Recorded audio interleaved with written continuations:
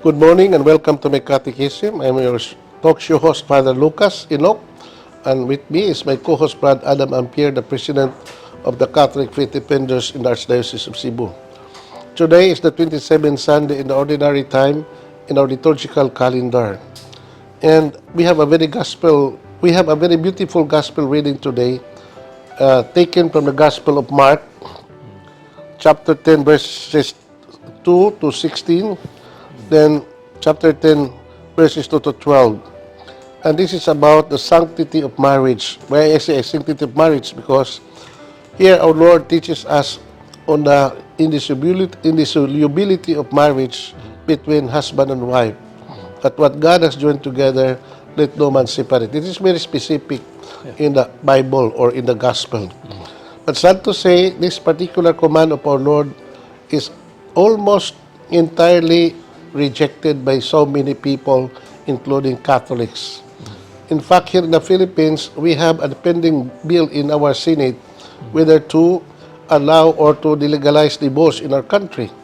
And we don't know what would happen next, because we really don't know what is in the mind of our senators. And they said that only in the Philippines that divorce is not being legalized.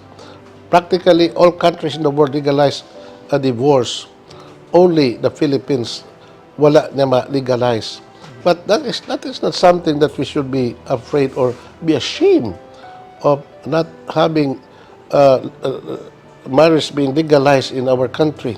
Rather, we have to be be proud that it's the only country in the whole world who are faithful to the command of our Lord in what He said in our gospel today.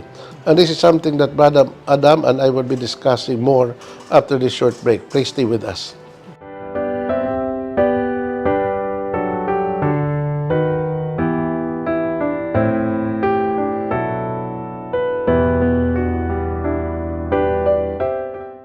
May buntag, Brad Adam, may buntag sa itong mga viewers. Ay, mga Father. Karon, Brad, we are now in the month of October, first week of October. Yeah. So, month of the Holy Rosary. Yeah. So, we would like again to remind our viewers, especially Catholics, to pray the Rosary every day, not just this month of October, but all the days of our life. No, because this is a prayer. No, I would say the gift to the Church. No, given by the Lord to Saint Dominic de Guzman in the 13th century, Brad. And it has been the practice of the Catholics for the past centuries, Brad, and it has contributed in the growth of spirituality sa itong mga tao, the devotion to the Blessed Mother, to the constant praying of the Rosary. And Father Piton, one of American priests, who was known to be an apostle of mercy, always reiterated this passage which he said, the family that prays together stays together. Because a family in prayer is a family in peace. So when there is family prayer, there will always be God in that particular family. And when there is God, there is always love. And when there is love, there is peace.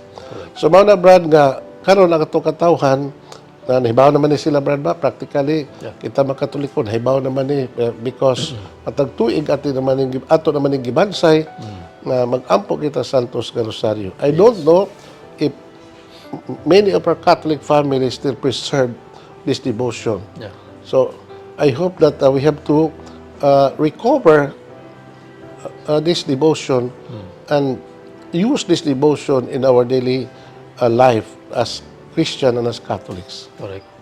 Ang importante kay Dre, ang kining Holy Rosary kay mga 1960s, 1970s, Father, ang pamilya kuan pag sila magtigom gina mga 6 o'clock niya for the Holy Rosary. Pero karong panahon na gid murag mao ako na obserbahan murag nag-anam gid og ka hilis kawa nya murag nag-individual na lang kinsa na mo kuan ni Holy Rosary.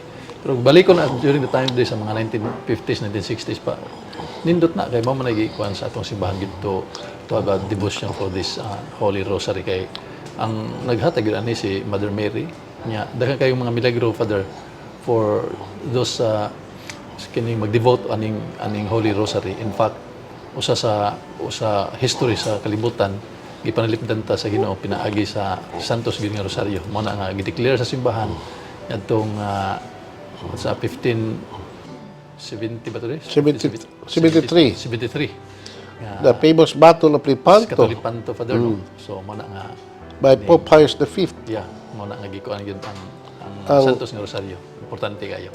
And also, it was on that occasion when the Catholic forces were very victorious against the Muslim invaders through the prayer of the Holy Rosary that the Pope established this devotion of the Mother of God, and he established this devotion of Mary under the title Mother of the Holy Rosary. Una brad nga karon padayon ta din mo nga tong devotion niya. Sabi mo brad karong kalibutan, if you are not careful, if you don't pray, so mumata na tag usa ka adlaw ni ana nga we are in the middle of the world conflict brad. Tawag nilang Third World War. Hope it will not happen, because that would be a destructive world. It would be an annihilation of human civilization. No, God forbid, nga di na mahitabo.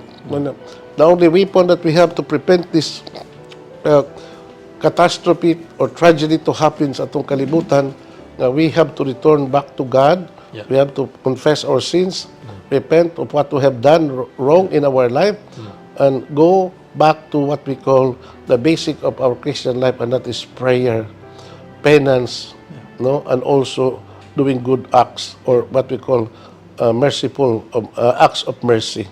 So, mao na brad, karon ato nang basahon ang atong ebanghelyo. A reading from the Holy Gospel according to Mark. Glory to you, O Lord. The Pharisees approached Jesus and asked, "Is it lawful for a husband to divorce his wife?" They were testing him. Jesus said to them in reply, "What did Moses command you?" They replied, "Moses permitted a husband to write a bill of divorce and dismiss her." But Jesus told them, "Because of the hardness of your hearts, He wrote you this commandment. But from the beginning of creation, God made them male and female. For this reason, a man had to leave his father and mother and be joined to his wife, and the two shall become one flesh. So they are no longer two, but one flesh. Therefore, what God has joined together, no human being must separate." In the house, the disciples again questioned Jesus about this. He said to them, "Whoever divorces his wife and marries another commits adultery against her. And if she divorces her husband and marries another, she commits adultery." And people were bringing children to him that night that he might touch them. But the disciples rebuked them. When Jesus saw this, he became indignant and said to them, "Let the children come to me, do not prevent them, for the kingdom of God belongs to such as this. Amen, I say to you, whoever does not accept the kingdom of God like a child will not enter it." Then he embraced them and blessed them, placing his hands on them. The Gospel of the Lord. Praise to you, Lord Jesus Christ. So, mao ni Brad ang ato ebanghelyo. So, this is what we call a Markan account of Jesus' teaching on divorce. And this is also what we call a Lucan, the account of St. Luke, and the Matthean account. No? Yeah. Both the three synoptic Gospels, Matthew, Mark, and Luke, no, have this narrative Yeah.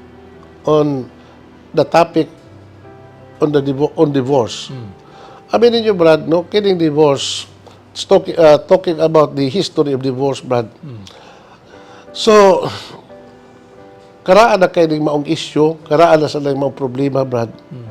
Because human as we are, no, it's very hard for us to really commit ourselves to one's commitment in marital relationship. Nga naman, tungkol kay tao na baguta, Brad, no? Kay tao man tao, we have so many weaknesses, nakantag mga kakulangan, matod pa kahuyangan sa itong kinabuhi. So, mao na nga, this problem on divorce is, I would say, Brad, no, is a human problem. Problema ni sa itong tawhanong kinaiya, Brad. So it's not just a social problem, but basically it's a human problem. Nga naman, kay ang tao, good Brad, no, we are made by flesh and blood. Natay lawas, natay unod, natay dugo. We are prone to what we call to corruption of our being. Gitawag na, brother, kanang the inclination to sin inherent sa itong human nature, gitawag na concupiscence. Concupiscence. No? Kahilig sa paghimo og dautan. Yeah. Kahilig sa pagpakasala. That's what we call concupiscence. Correct. So, mao na, brother, nga day in and day out, we fought hard. We struggled against this particular kanang kahuyagan sa tao. Yeah. Na sa in English pagpakasulti, concupiscence, man. Correct.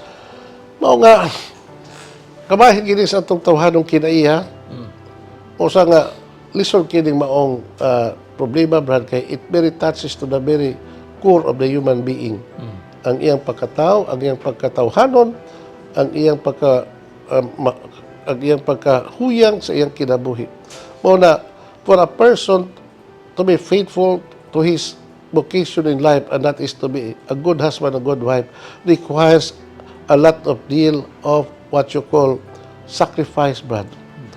Not just sacrifice, but it requires a lot of prayer, a lot of penance, na preserve nato o ma-preserve sa mga magtiayon ang ilang commitment sa usag-usa.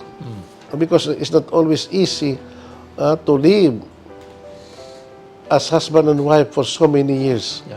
Because kita, Brad, no, kanang ako na musirbahan ba?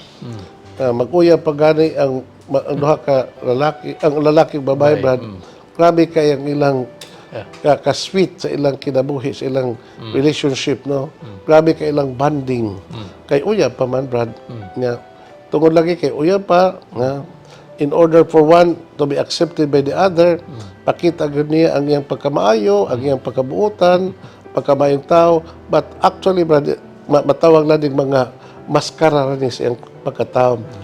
Na the real self, ang iyang pagkatao, wag yun niya ipadayag. Kaya for fear of being rejected. Karon nga, minyo na sila, Brad, na wala na yung maskara. So the real person, mao na ilang pakita, and that would be the beginning of their misery. It will be the beginning of their crisis. Niya mo na, musangko na sa divorce, separation, and whatever. So we'll be back after this short break. Please stay with us. Okay.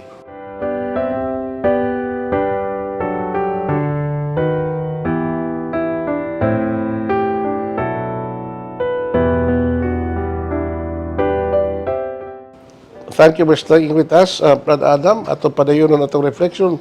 To tell you honestly, Brad, this is a very beautiful topic, a very interesting topic. No naman, kay it concerns each one of us, no?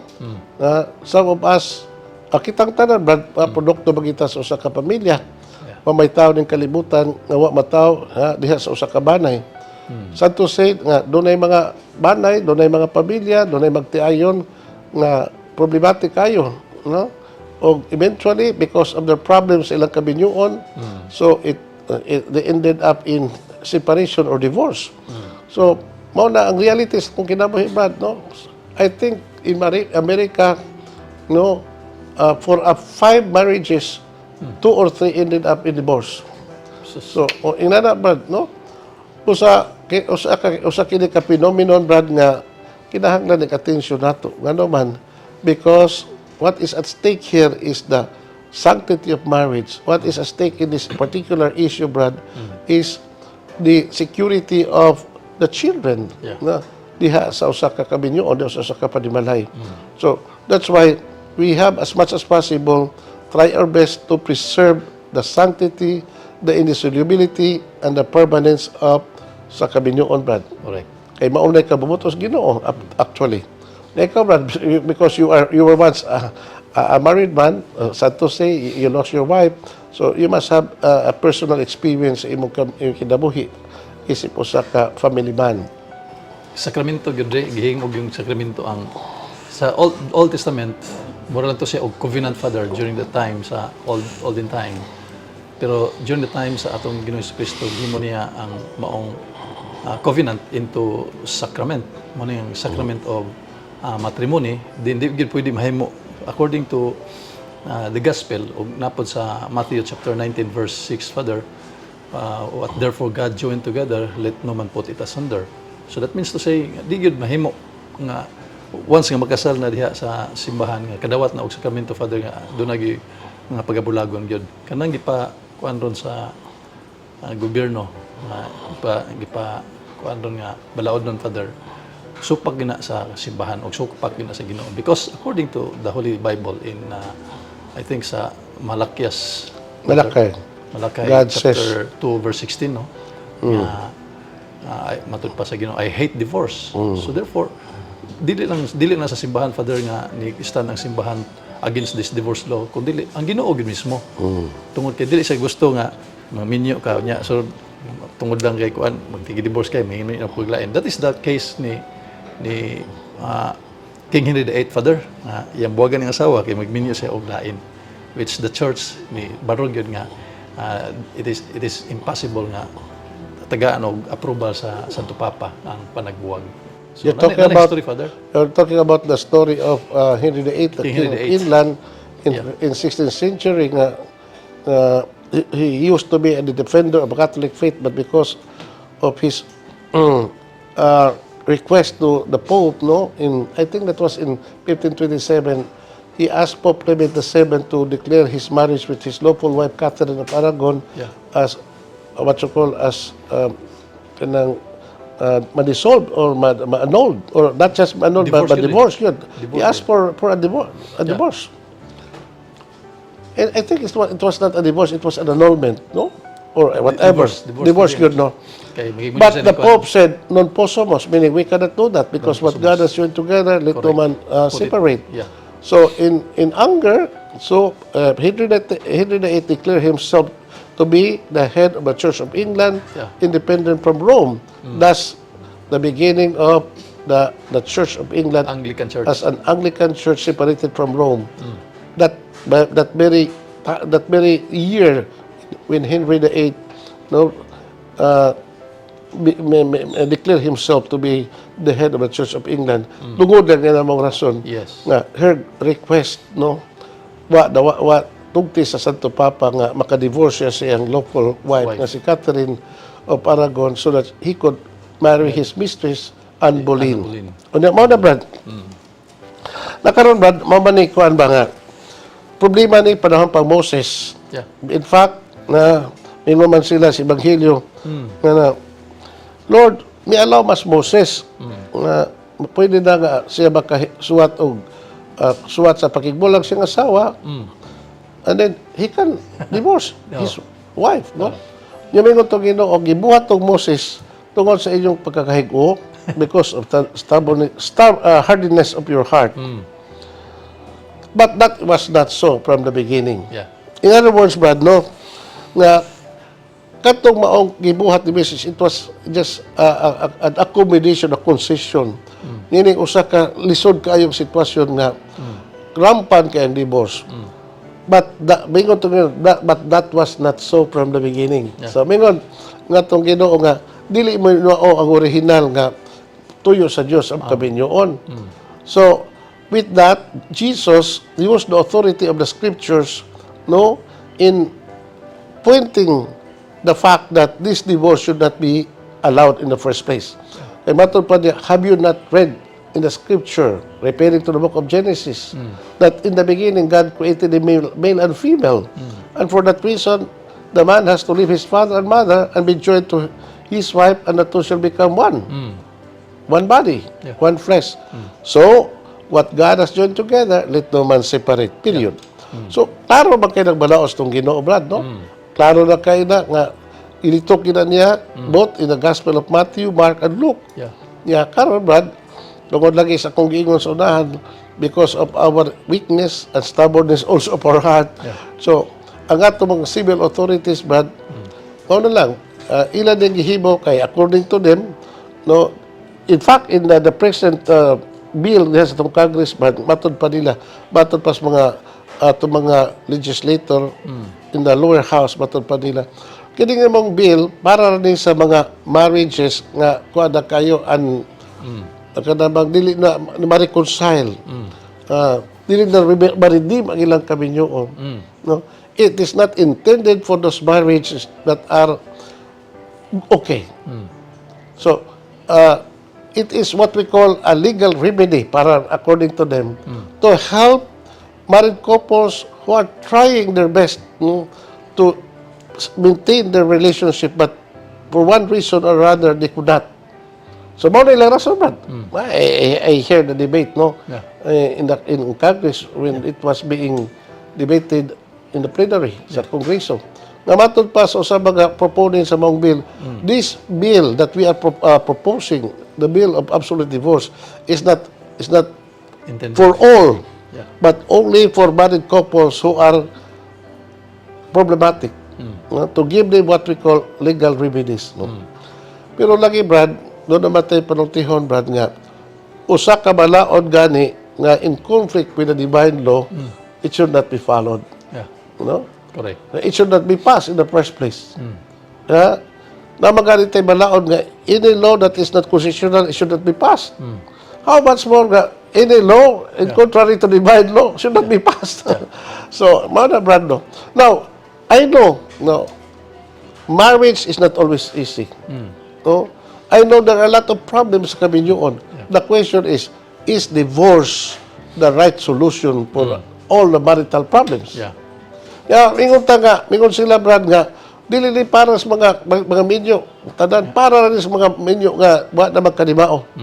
Pero, Brad, the moment the divorce is being passed, the moment it is already allowed, it would open the floodgates of our people, no? Correct. To ask for divorce, Brad. Correct. Nga naman, kay namo ginatong kinaya, Brad, we always follow the easy way. Yeah. No? We always follow the easy way. And that the easy way to get out of a bad marriage is by way of divorce. Wala na ng commitment, wala ng fidelity, wala nang gitawag kung kanang permanence kami nyoon. Yeah. So all these values, no, all these things that we mentioned about marriages, Brad, nga ang panaghiusa nga dili mabugto, nga ang commitment sa usag-usa, ang promise, no, that should not be broken is now being broken, no, legally through the passage of the divorce bill. And we'll continue with this topic that we are discussing, Brad, after the short break. Okay. Please stay with us.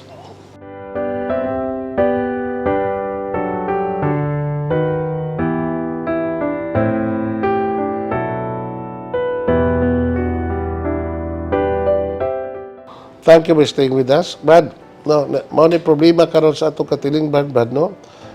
If divorce should not be legalized, then what would be the remedy sa ato mga kaminyoon karon? Are there any other ways, no? In order to solve their problems or to have a remedy? Daghan may pabaagi, Brad, no? First of all, kanang kini mga magtiayon, Brad, no, natural magina dunay conflicts magtiayon, but there is no such thing as perfect marriage, man. Matupang Pope Francis, no such thing as perfect marriage, but only married couples try to make their marriage perfect. So, usa sa mga dagkong rason nga ang magtiayon di maka-preserve sa ilang commitments kaminyoon. Number one reason is lack of spirituality. Number two reason is lack of dialogue between husband and wife. Na the commitment to accept each other as husband and wife, no, with suffering that involves in that commitment, but wa kay na hatagi og gibug-aton sa uban. Marriage as a covenant, marriage as a commitment involves sacrifice. No, there would always be sacrifice kaminyoon, Brad, no matter what. No, to keep a marriage afloat, no, nagkinahanglan ng commitment. Hibaw ko, Brad, hibaw mo tanan anak kaminyo mo, lagi mo kaminyoon ba. Pero usaon ta man ni karon, no, is divorce a solution to the marital problems? to the problems related to our families today. Para na ko, brad, di yun na may solution. It would only aggravate the matter, especially on the part of sa mga anak. Yeah. It would always be the children who are deemed to suffer because of the failed marriages sa ilang mga ginikanan. Pero na may gitawag kuan Father, declaration of nullity or annulment. Kana sa okay ra ba na simbahan ade sa Yes, of annulment? course. Kanang annulment, Brad, okay, naman na simbahan. Annulment is different from divorce. Because divorce actually, Brad, is minyo, legally, sacramentally, canonically, valid marriage, Brad.